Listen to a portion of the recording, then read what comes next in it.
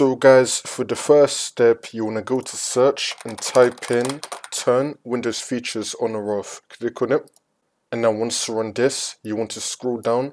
Make sure that Hyper-V is not enabled. So you want to untick Hyper-V. You can also expand it. Make sure all of this is not enabled. So just untick everything here and then click on OK. Make sure you have Hyper-V turned off. Next, you want to go to search and type in CMD. Now, you want to run it as administrator. And then click on yes. And now once you run this, you want to type in bcd edit space /set space hypervisor launch type space off. And then click on enter. Next, you want to go to search and type in core isolation. Click on it. And now once you run this, make sure that you have memory integrity turned off. You want to turn off memory integrity.